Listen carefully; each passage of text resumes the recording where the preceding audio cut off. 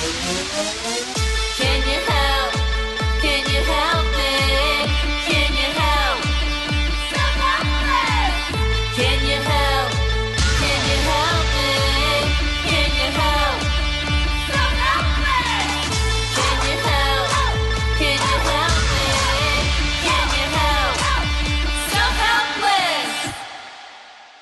Hey everybody, welcome to another episode of Self-Helpless. I'm Kelsey Cook. I'm Delaney Fisher. And today we are doing a highly requested topic by you guys on our Patreon, selfhelpless.com/Patreon. If you want to join and help decide what topics we choose, we are going to do a whole episode about signs that you're in a toxic relationship. It's a juicy one. And oh my gosh, I just realized I look naked on camera right now. You do.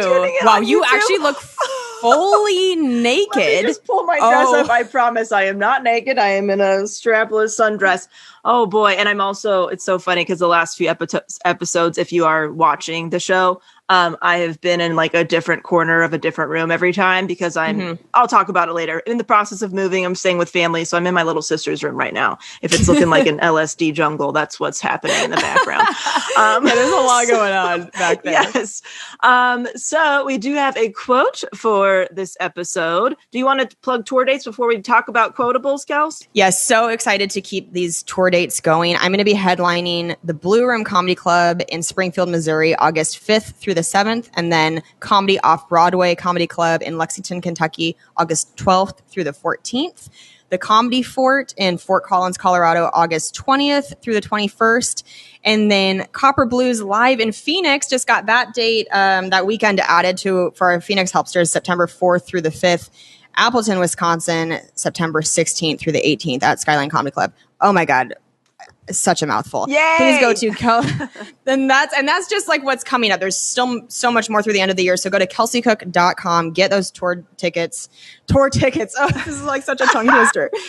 Get your tickets. And then I'm going to be done talking about my tour dates for the beginning of this episode because my mouth can't handle it. Oh, how good does it feel to be back on the road doing what you love? Oh my God. It's incredible. It's the best. I feel very fortunate. So yeah. So happy for you, babe. Thank you. Yeah, if you are an independent contractor or service-based business owner who would like to increase your revenue and the value of your products and services and your free time by utilizing a minimalist approach to your offer and marketing and operations, you can head over to DelaneyFisher.com. I also have a podcast for service providers called eFiscionado that releases every other Tuesday, and a bunch of free shit on my website for business owners and podcasters and people who are looking to level up their day job at the moment. Reach out to Del. Okay, so quotable. You want to do it, Del? Yeah, this is an Oscar Wilde quote. It was submitted by Helpster Julie over at Patreon. So you can head over to patreon.com/selfhelpless to submit quotables that get on the show. And it says, in this world, there are two tragedies. One is not getting what one wants, and the other is getting it. Oh, I feel very called out, Oscar. Very called out. Wow. Oscar. That's one that really forces you to reflect on some shit. Do you feel that way? Like I will catch myself feeling anxious or complaining in my head about something. And I'm like, this is exactly what I wanted. This is exactly what I designed my life to be. Why are you being a dick about it? And I'm talking to myself. Yeah. Why can't you just enjoy this? This is, and I can snap myself out of it pretty well, but sometimes I will find myself in that trap. I don't know. How do you feel, Kels? Yeah, I was thinking of it too as like the butterfly effect of when something happens that you've been wanting, but maybe didn't think would actually happen. And then it does. And then you go, oh shit. Well, now that this happened, now I have to prepare for this and this and this and this. And so, yeah, it's really weird how quickly you can adapt to like, okay, I got this thing that I've always wanted and now I've adapted and now I want something. There's a new goal. It happens pretty quick, at least for me too. We are very unsatisfied people. Yes. I think a lot of the time, yeah. Always striving for more. Yes. All right. Should we get into some statistics and stuff. I mean, this is definitely probably one of the highest requested topics just throughout the years of doing Self-Helpless. And of course, we're like finally getting around to just this specifically. But this is from a Forbes 2020 article. It says a survey by the American Psychological Association, 75% of Americans say their boss is the most stressful part of their day.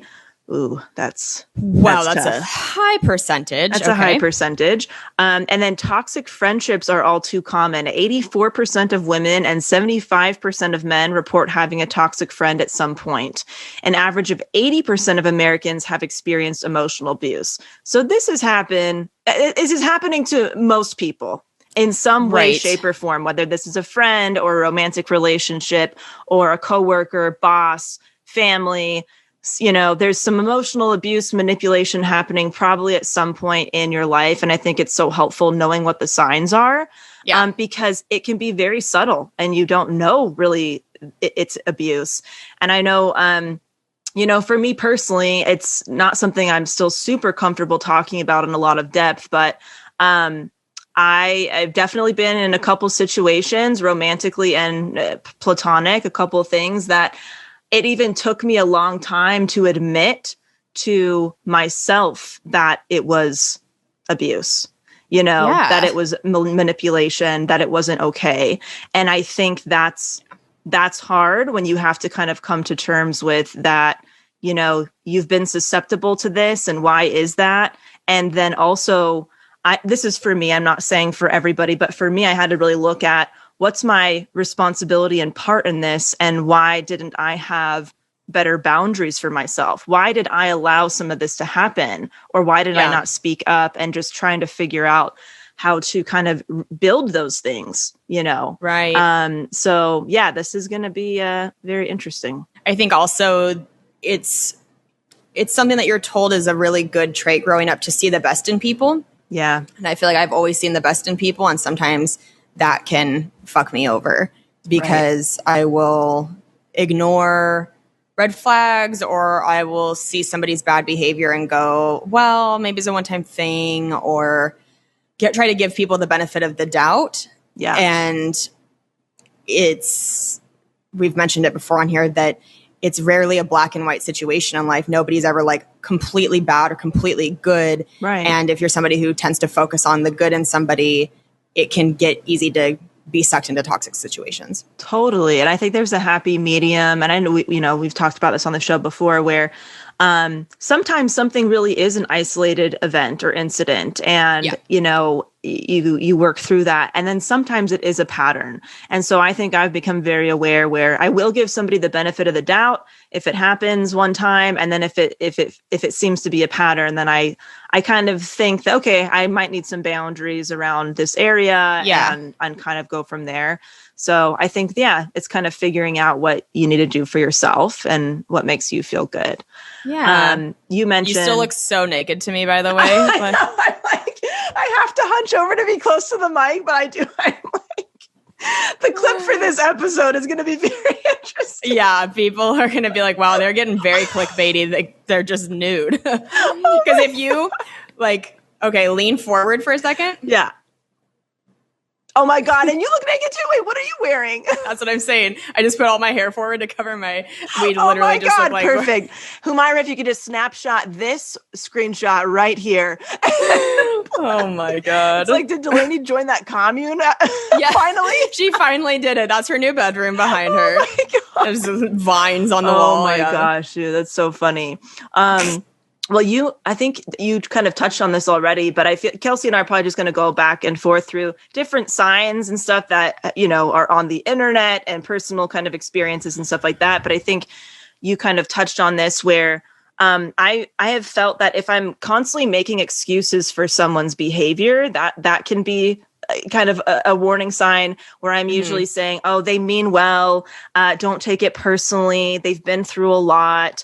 You know, it's just them, how they are. And even if the behavior is really, really not great, you know, really toxic, I tend to, when I hear about somebody's trauma or what they've been through, that completely affects me forever when I think about that person. I'm always thinking about the behavior coming up and how it relates to probably that trauma. And my first response is empathy. Always compassion and empathy. And then at a certain point, you have to realize that you can have compassion and empathy for somebody and not be in a relationship with them. You can love them and want the best for them from afar, but you really have to have empathy for yourself, which I know we've talked about. I say my favorite sign that I've ever had is if you are Googling how to know when you're in a toxic relationship, you're probably in one. That's probably number one for me. Yeah, because at that point, then you're looking not only for validation of what you're going through, but I think you're looking for community. You're looking for to not feel alone in what you're going through. Right. Because if you are in a toxic... Oh, sorry. Go ahead, Kels. Oh, no, I just say if you are in a toxic relationship, whether it's romantic or friendship or work, you feel alone, I think, because you're like, am I going crazy? What's happening? Like, why does this person do this? So I think if you're Googling, there's different reasons why. Right. It's almost like you have an awareness that something isn't right. And maybe you're comparing that relationship to other relationships in your life that feel very healthy and positive and stuff like that. And maybe also kind of looking for answers of like, if this is what I think it is, how do I safely remove myself? Or how do I set boundaries so it doesn't affect me negatively going forward? I think walking on eggshells when you feel like you're not really... That's my number one I wrote down. That's the number one thing I wrote down. Why don't I hand it over to you for that one, Kels? I love that we're kindred spirits, that we both wrote the exact same fucking thing. Yeah. I think for me, that is my surefire sign that there's something up in whatever situation I'm in, whether it's with, I've had some very toxic bosses in my past, and some toxic friendships, some toxic relationships. And if I find myself unable to either be myself or like speak my mind and feel like there's something maybe tough that I need to talk about with this person, and I feel like I can't, then there's something happening there. Right. Because I don't feel that it's gonna be met with a good response. Right. I think to kind of piggyback off of that, it's almost like for me in the past, it's almost like if I disagree with this person in any way, it's not going to be good. There's going to be some kind of punishment of some kind, whether it's an outburst of some kind, whether it's silent treatment, whether it's, belittling comments or whatever it might be. So, this is just for me, how I've coped with it. Even if you disagree with what that person is saying or doing, it's not worth mentioning because you would rather just avoid the wrath of that person. And that's what feels right for you in that situation. It's like, okay, I could say this and there could be some kind of blow up. And at some point, maybe that is how I take care of myself. But for me right now, to preserve my energy and sanity, I'm not going to say anything. So I can just kind of move on to the next topic or get out of this situation and go about my life kind of thing. Yeah. Not to be corny and I feel like I've been bringing in a lot of pop song lyrics lately into our podcast. They're always welcome. We'll be talking about something and I'm like, oh yeah, it reminds me of, so the song Roar by Katy Perry is all about getting her power back after a relationship. And I remember listening to that song a lot after a breakup many, many years ago. And there's a line that's, what does she say? I used to bite my tongue and hold my breath, scared to rock the boat and make a mess. So I sat quietly, agreed politely. And I feel like that is such a common theme with walking on eggshells, as you get to a point where you're just like, it's more peaceful to not say anything and have my voice not be heard. Yes. Than for there to be a fight or a problem. Yeah. Yes, absolutely. I think for me, when I'm walking on eggshells, I'm not being my true self. I'm not being my real, authentic self. I'm not speaking my mind. I'm not forming a deep connection because part of me is holding back or not being honest in some way because out of a lot of fear. And so I think that's part of it too, is like when you feel like for me in the past, if I felt like I couldn't be my full self around that person, maybe I'm not breathing as easily. I'm kind of in my head a lot more. I'm not being as silly or goofy or whatever. That's when I kind of realize like, well, whatever is happening, I'm not really comfortable. I'm not really able to express myself. And that can be kind of part of, for me, kind of in tandem with walking on eggshells, what that can feel like. Yes, definitely. Mm-hmm. Definitely. What's another one on your list? A huge one is, this is a big one. If I'm constantly feeling guilt tripped into things, constantly feeling obligated to do stuff that I don't want to do, feeling pressured into doing something, like if I don't do something perfectly for this person, there's going to be some kind of issue, whether there's, talking negatively around, behind my back about it, or visibly upset, or whatever the reaction is going to be. Silent treatment, withholding affection, withholding love, whatever it might be. So if I'm feeling pressured and I kind of catch myself, I'm only doing this out of fear, not because I genuinely want to do this for this person. I don't think that's a good place to be for, either party.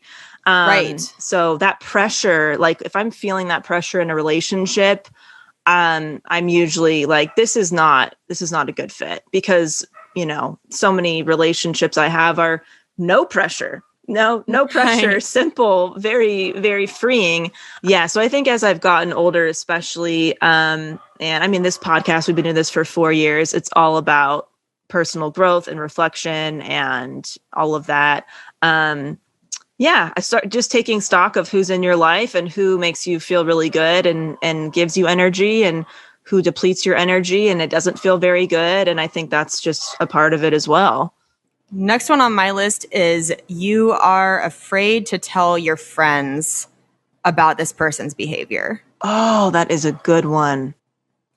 I did a bit on it last year, and I should keep doing it because I only did it a few times. But the idea that women, I think in particular, feel really conflicted when we find red flags in a romantic relationship, because women so badly want their girlfriends to approve of their partner, their romantic partner. Yeah. At least in my experience. And with my friends, it's like, there's a little bit of like hey, I like, this is them. And you want everybody to be on board and really like them, especially if you live in a place where you and your friends hang out in a group with maybe your significant others or whatever.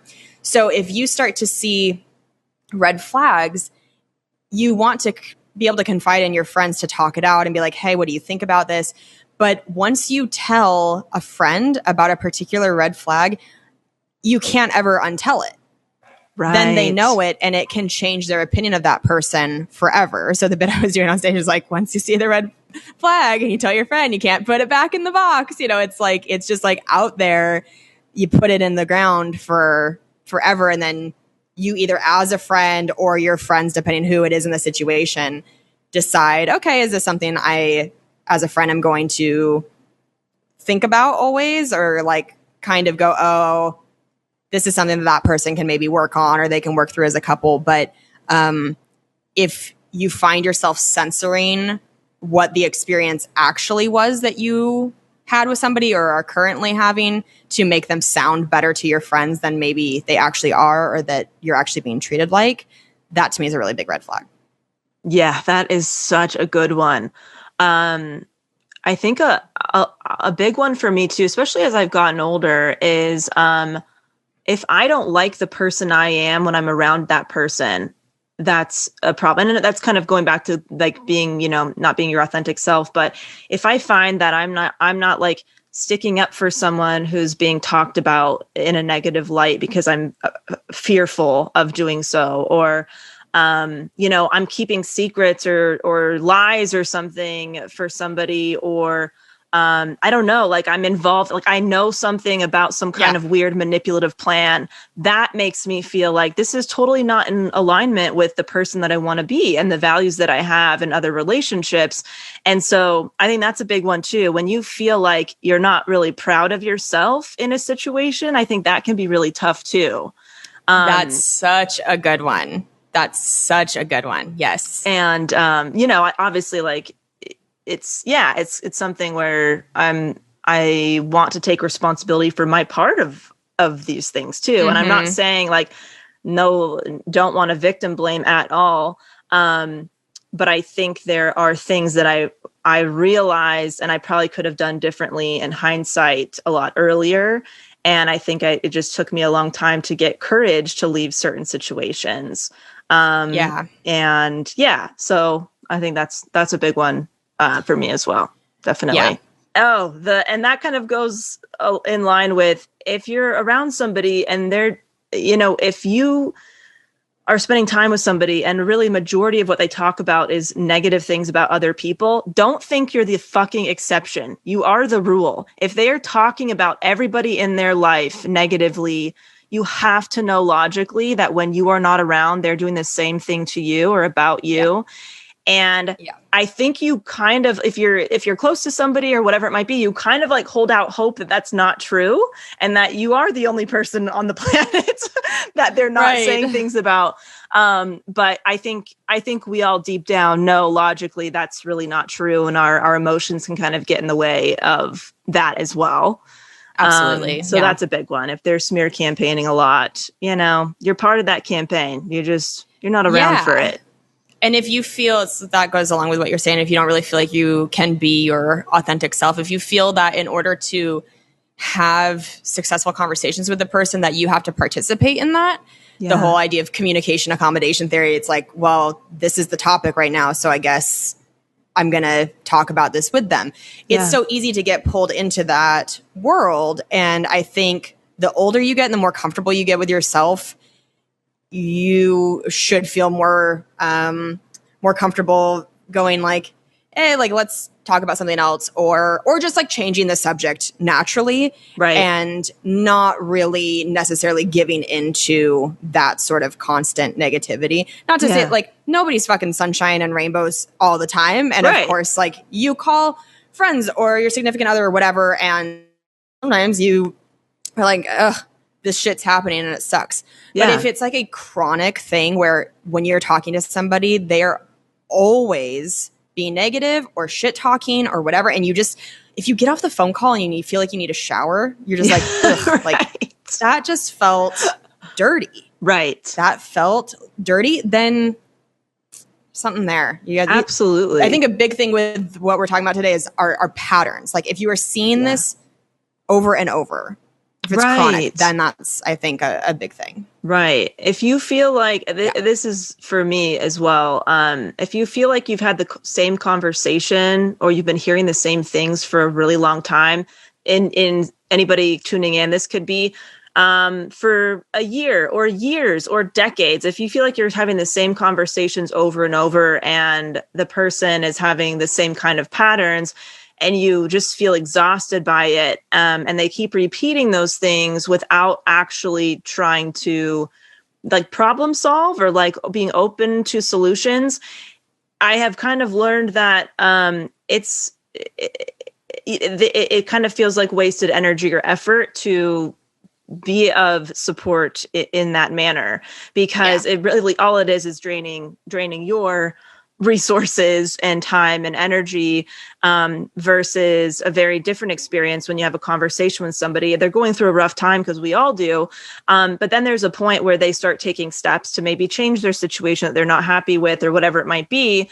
That feels like very different. It doesn't feel like wasted energy. And when you're supporting something like that.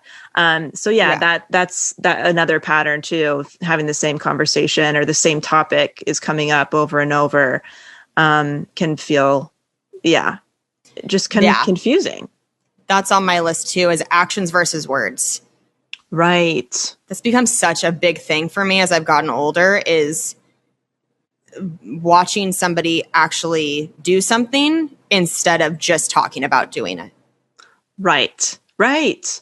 Absolutely. And it's so weird because sometimes, especially if you're dealing with emotional manipulation, the person can be telling you one thing and doing the exact opposite thing, even in the same sentence. Like, hey, I'm not the kind of person who does this thing while doing this thing directly to you in that moment in time, right?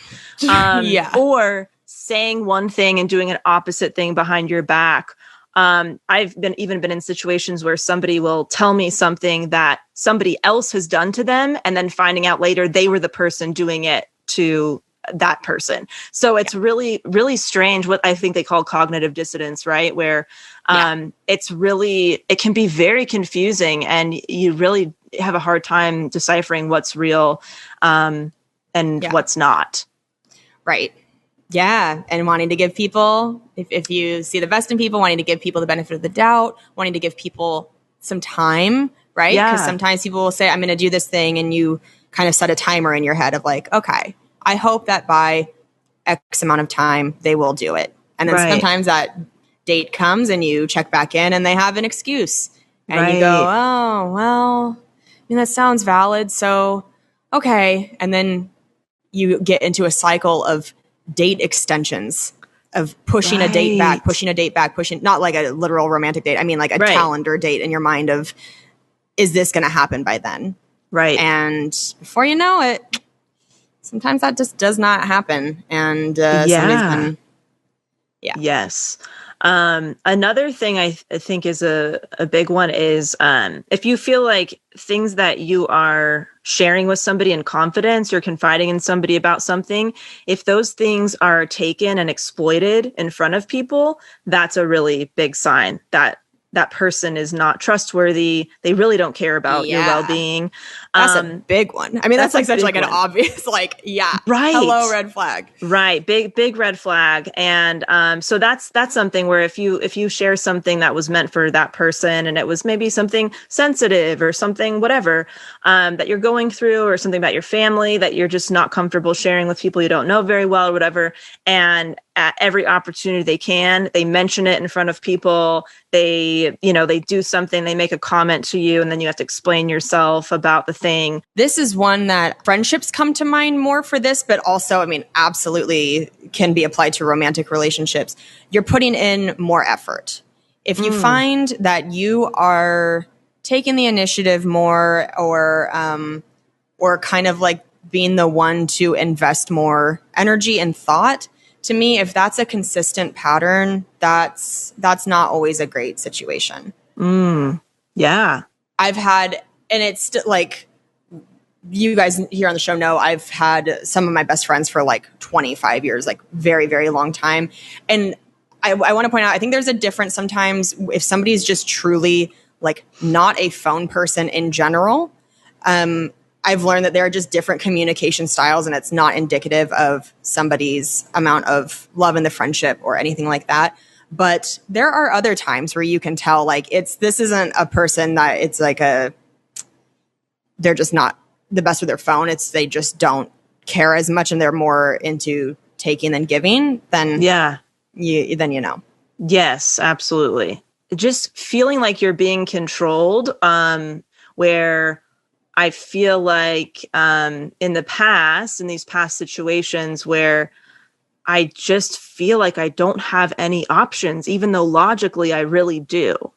I just feel like what that person says is what I have to do, what has to be done.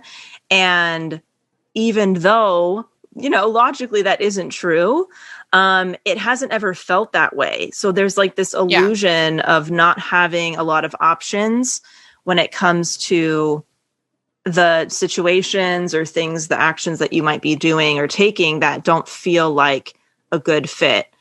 I would also add to that, because I think when you are feeling controlled, you feel small. And that's a really big thing for me, is if I feel small around the person, if I feel like I have to be perfect around them, if I'm constantly overthinking what I'm saying when I'm around them or censoring myself, that's a problem for me, because I think it means I am picking up on an energy from them that they are judgmental or critical, or that I'm not actually emotionally safe to be vulnerable around that person or be imperfect.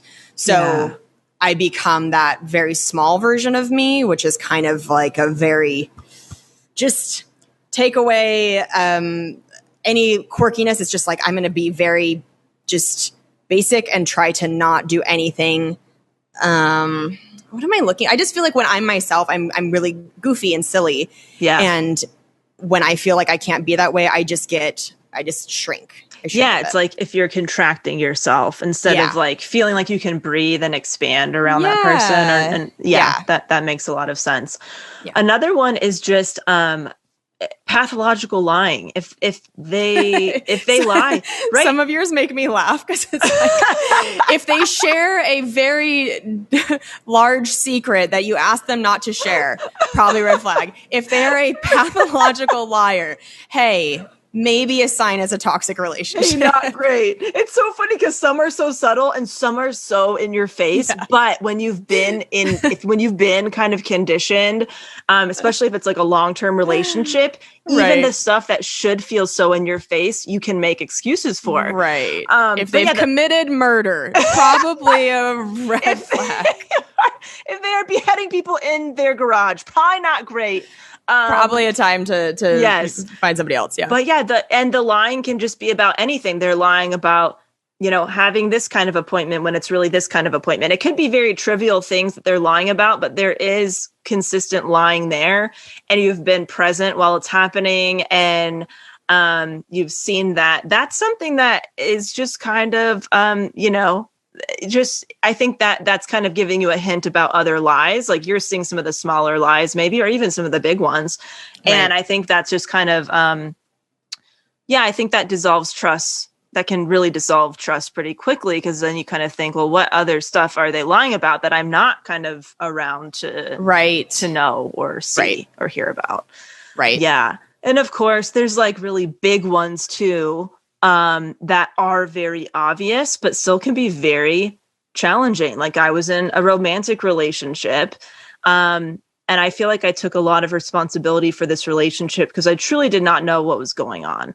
But I was in a romantic relationship where anytime that we were in a fight, or maybe I wanted to leave or take a break or something, the person would threaten to kill themselves or harm me or my family. So there were actual clear threats of if you go, it's not going to be good for you or anybody that you love.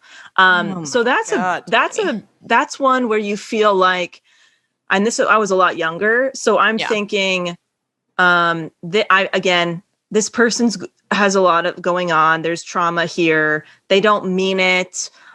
They just really love me. You know what I mean? And that's how they're sharing it. I'm special because they wouldn't react this way if I wasn't that important to them. It's almost easier for me, it's almost easier to tell yourself those things instead of this is not a good situation and you got to get out of here. I think at that point, it was a lot easier to make excuses about what's going on, especially when you care about somebody. I had a lot of like cyber stalking and bullying happening as well in a couple instances too. And they were just they felt trivial, but looking back, I was like, oh, that was a problem. That was harassment. And that wasn't okay, but I was still kind of in the pattern of being in that relationship. Also, if there's any physical abuse happening of any kind, of course, even if you don't, it's interesting because I think when I have thought about physical abuse previously, I've always thought of like, that's really obvious, right? You're being punched or kicked or something where it's like, there's no question I'm being physically abused. Right. But then there's other things that are a lot more subtle that you don't think maybe in the moment is what that is, or you can explain it away. Like, we had Dr. Sarkis on saying like somebody standing in your doorway and not allowing you to leave, or somebody smacking your arm or your hand a lot, or, that kind of thing. And, I've been pushed against a wall very, very hard. and was told that I tripped. You know, I was, you logically know when you're being pushed against a wall. Yeah. But when the story keeps changing, like, oh, you tripped, or no, I tripped and fell into you, or whatever it is, you're in this weird situation of like, your logic is telling you, listen, your body knows when you've been pushed, and you know what the difference is between push and falling and all that stuff. Yeah. But then there's a person that you truly believe really loves you and cares about you and loves you unconditionally. So why would they push you? That can't make sense either, because they care about you. So it can't be that I was pushed, I have to be wrong, they have to be right because this person loves me. So sometimes it really can feel subtle, even though somebody else might learn about that and say, that's not subtle at all. That's a problem, That's why relationships, whether it's romantic or friendship or whatever, they're tricky because they are not black and white. Right. That person, whoever that was that pushed you, I'm sure did love you.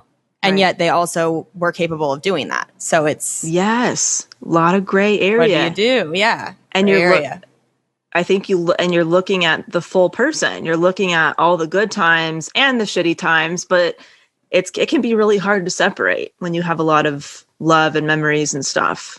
Yep. Mm-hmm. That old joke of mine about the bag of shit, you got to look at the person you're with and go, how big is this bag? Mm-hmm. Right? Like, and what kind of shit is in your bag? Because everybody has one.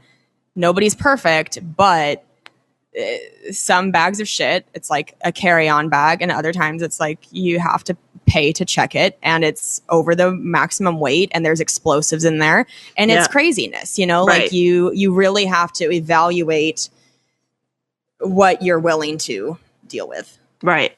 Yeah. And what you're bringing in your bag of shit as well, like doing that work with your shadow self and being like, okay, these are some of my weaknesses in a relationship. How can I work on this? Absolutely. And gosh, I remember like coming home, and we're going to have to put a trigger warning on this. Obviously, I've never really talked about this on the podcast before, but I would come home with bruises on a part of my body and explain it away. Like, they were just joking. That was just a game. That didn't mean anything, and like, as you're a young, impressionable person, why would you automatically think somebody is doing something to harm you? I don't think you really think that, my head doesn't go there. So it's hard for me to put myself in somebody's shoes who does go there. It doesn't really compute. But it's so interesting. So sorry, doll. It's okay. Thank you. I've worked a lot of it out in therapy. Thank God for therapy. BetterHelp.com. BetterHelp.com. And so, it's interesting, the very, very few relationships and situations. It hasn't been a ton, but the things that I have been in that were not a good situation, I can look back at my first reactions and gut feelings around the person, and I realized the gut feeling like something's not right was there. And I just ignored it. Like, I can remember the first instances of things where I'm like, something feels a little bit off about right now, but it's probably fine. No big deal. Let's just push through it and move on.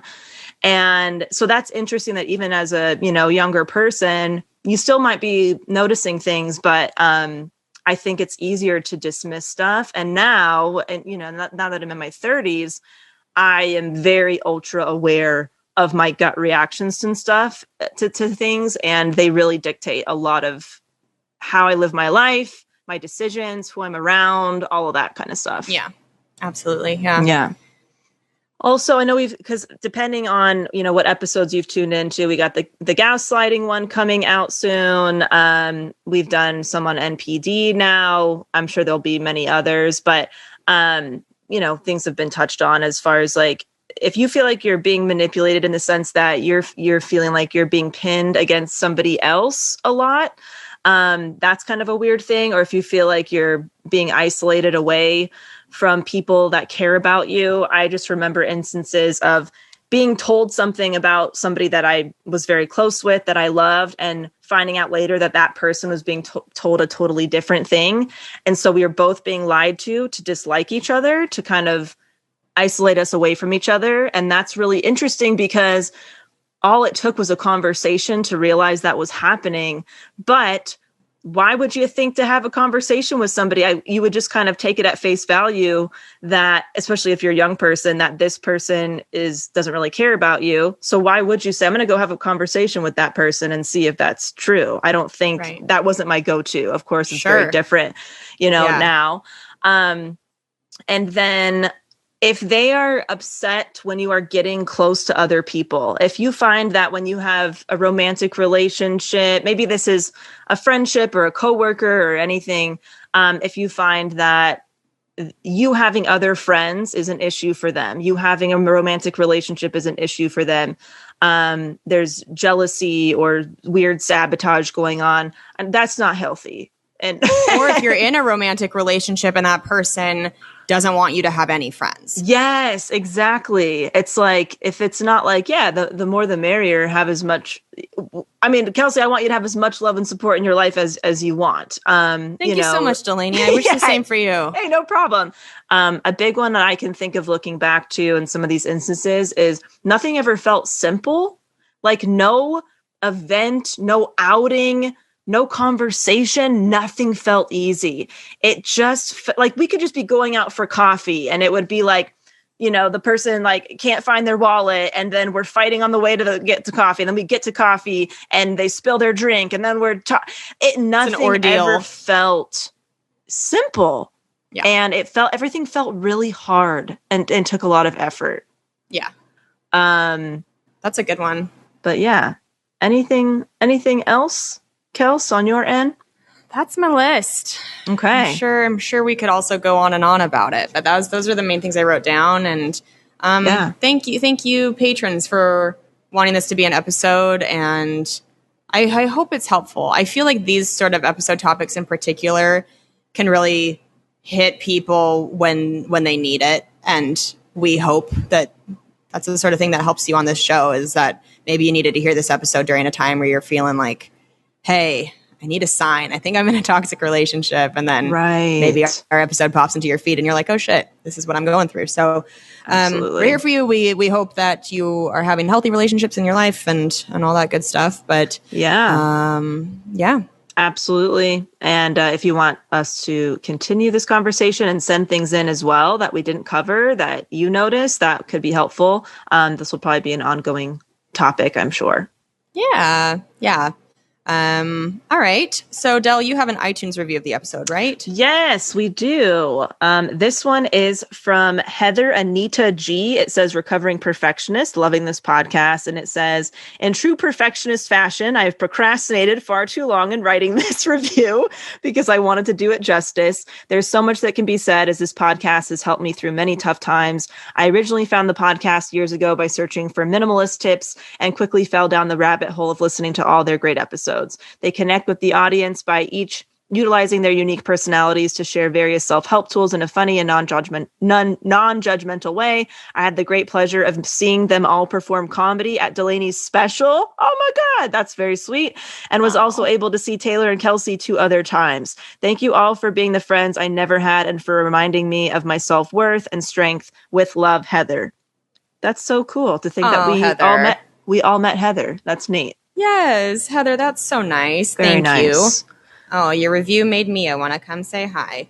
As always, you can watch our episodes on YouTube to see occasional glimpses of our fur babies. They're very sweet and just want to give love. And you can also see Delaney look naked on camera for an hour. I tried my best and I gave up halfway through. I'm like, it is what it is. Myra should just cut this into a clip just for people to have a smile on their face on Instagram for a second and just see my precious baby. And me watching you just naked. Wants to cuddle. Me watching Kelsey cuddle her cat while I'm completely topless. Just a little ASMR. I feel like everybody likes to see a good cat cuddle. Something for everybody. Do you have any segments for this episode? I don't have any particular segments today, but again, just would like to remind people, go get some tickets for my tour dates, kelseycook.com. So excited to get out there. And there's a ton coming. I mean, it's like almost every weekend through the end of the year. There's like a ton coming. So So go get some tickets. I would love to see you guys. Yay. I just want to give it was a little good shit moment. I went to one of my wonderful friends, Sarah's weddings this past weekend in Santa Barbara. It was so beautiful. It was just, everything was amazing. It was so great seeing her. And I didn't really spend time in Santa Barbara in so long. We both went to UC Santa Barbara. So the last time we really spent time in Santa Barbara was when we were both college students. So it was weird, like being there when we're like adults with like husbands and shit. Very strange. Yeah. So just congratulations to Sarah and Nick on a beautiful wedding and wonderful marriage. And I love you both very much. Oh, that's very sweet. Okay, guys. All right, We everybody. hope you're having an awesome Monday. Have a great week. And we will talk to you next time, okay? Bye. Bye. Hey everyone, it's Delaney. I reflected a bit after Kelsey and I recorded this episode and realized I felt myself holding back a bit on this topic and really felt myself getting uncomfortable sharing about this stuff during the recording. And I realized a big part of that uncomfortability was because the people who I've been involved with where mistreatment occurred, they consistently played the victim card in order to manipulate myself and others. And I find it really hard to separate that experience from speaking openly about the situations I've been in. Many of you know who've been tuning in for 4 years. I haven't really spoken about this stuff, especially in depth. And that has really been out of fear of being seen as playing a victim, the way these people did. And I don't feel like a victim. I feel like an empowered, independent woman who has a lot more information as an adult than I did when I was younger. And these experiences taught me a lot about self-worth and what that can really look like. And I just think it's time to get over myself and stop giving a shit what people might think. And in a way, I feel like I'm finally taking my power back at 31 and standing up for myself in a way that the younger version of me just couldn't. And in turn, I hope that I'm standing up for the person who might be tuning into this needing validation or answers or acknowledgement of some kind. So, some other things to be mindful of when you are trying to determine if you are in an unhealthy relationship or situation. You might be finding yourself in dangerous situations that put you or your loved ones at risk because you are afraid to disappoint this person by not doing something they want you to do or something that they've asked you to do. This can be physically at risk, or perhaps, you know of illegal activities they're involved in. So you're, taking a legal risk by being associated with them, etc. The person might be demanding a lot of your time, energy, resources, attention, and it's causing you to feel really exhausted and even neglect yourself or other relationships in your life because you are consistently drained. You might feel like their demands of you are never ending. And when you think you're done, there's a whole set of new ones and nothing ever seems to be good enough. So no amount of time, energy, etc. is good enough. And this might just either not be a great fit, just personality wise in a relationship where expectations are not matching up, or the person clearly knows that you don't really have a desire to give as much energy as they feel entitled to. And that can just be disrespectful of your needs and boundaries. If you've been made to feel like you are doing something wrong, if you do something without this person or spend time with others, you might be hiding things they do from other people. Kelsey brought up a great point that you might hide things from your friends because you want your friends to like the person you're dating. I can remember hiding bruises from my family because deep down I knew it wasn't okay. If the person finds joy in hurting other people or who finds it fun to plot how to hurt other people, and along those lines, someone might think they love you, but if they are emotionally or physically abusing you, that really isn't love, even though they might truly feel like it is a part of their love and how they show love. So knowing that difference is important. You might notice a pattern where the conversation always revolves around them and their issues, and they rarely ask about you. And if they do ask, they either aren't listening, or it's short-lived, or it's interrupted by something else and forgotten, etc. So if you're feeling like something is kind of one-sided, or that this person doesn't know you very well or doesn't care to know you very well, and or you might not feel safe or comfortable sharing information with them, whether it's about your personal life, your professional life, because you've learned from past experience that they are not trustworthy in some way. They might dish out a lot of critical comments to things that you say. You know, they'll tell others something you shared with them behind your back. They're generally judgmental about anybody who doesn't feel the exact same way they feel, and so on. If they make you feel responsible for their emotional well-being, if you feel like you are getting dumped on emotionally over and over again and they expect you to help or rescue them continuously, if the things that have happened to you or are currently happening to you started happening to someone you cared about, getting honest about what you would really tell that person. You know, would you tell them that it's wrong and encourage them to get out of the situation? If you find yourself taking the blame or quickly apologizing for things that truly aren't your fault, just to avoid a confrontation with someone, and not the kind of confrontation that leads to solutions and is a discussion, but you're really truly trying to avoid an unhealthy confrontation that is solely designed to make you feel like you are just always wrong or stupid, etc. And this pattern of you taking the blame or being a scapegoat or whatever it might be, might even be seeping into other relationships you have as well. Getting so caught up in another person's chaos that you do things that you might not be proud of as well, because you are reacting to this person's behavior or treatment of you, or you might feel like you're kind of in survival mode. For example, I was once in a situation where I was being cheated on consistently, and I ended up messaging the girl something like, you know, you two deserve each other because you both suck, or whatever, that kind of stuff. Where if I was able to take a step back from the situation and think clearly, I would be able to say to myself, hey, this is not a good situation. Stop interacting with this person completely, and you won't even be caught up in wanting to take an action like that towards another person. And later was able to recognize that the girl involved was probably also being lied to. And, you know, I found myself acting out towards her more so than the person doing the cheating. And doing something like that felt a lot easier than removing myself from the situation completely.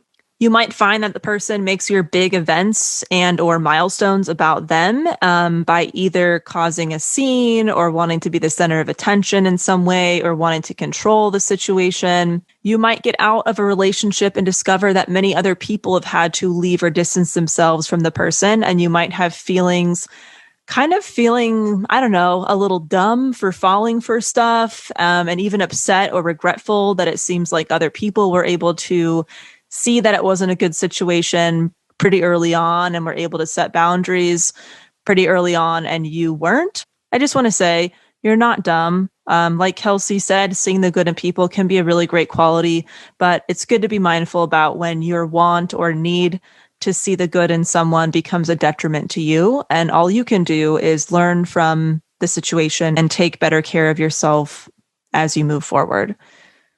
You might notice that you feel better when you are not around them or in contact with them. You might feel free, happy, have more energy, and so on. And you notice a significant difference when you are back in an environment with them.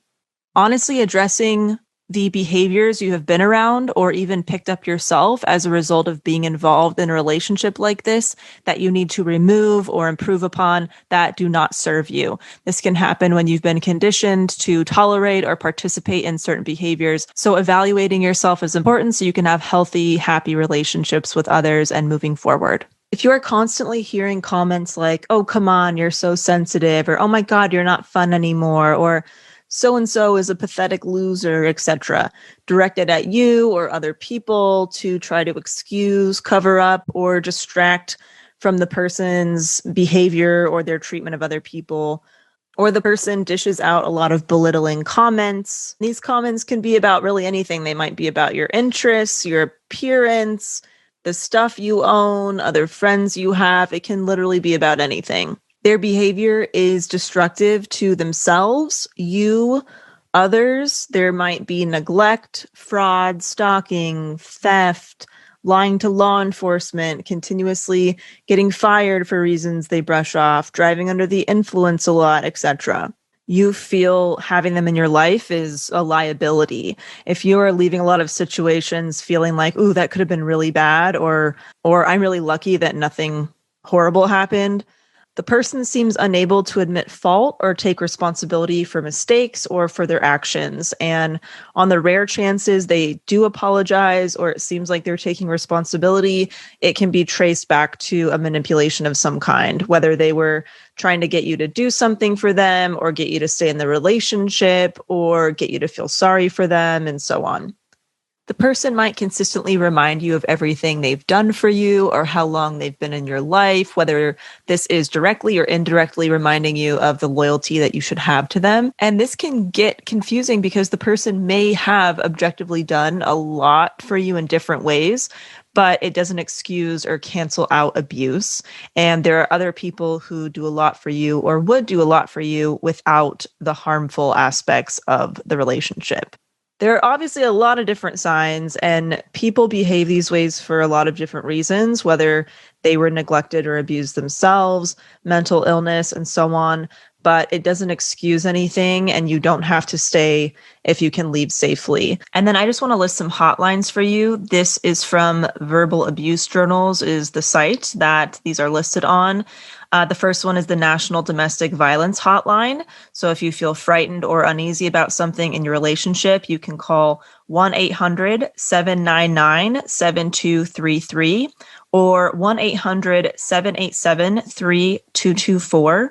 The next one is the Love is Respect Teen Hotline. So if you think your significant other abuses you, or if they act in ways that concerns you or your parents, this hotline also has a chat feature if you cannot or don't want to call in. But the number is 1-866-331-9474 or 1-866-331-8453.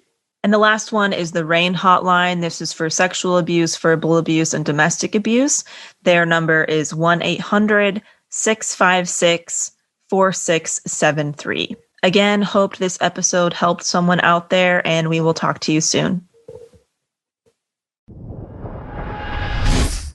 Thank you so much for listening to the Self-Helpless podcast. You can find our Patreon community, merch, and our individual work at selfhelplesspodcast.com. We'd be thrilled if you shared this episode with a friend, or feel free to post it on Instagram and tag at Self-Helpless Podcast so we can repost you and say thank you.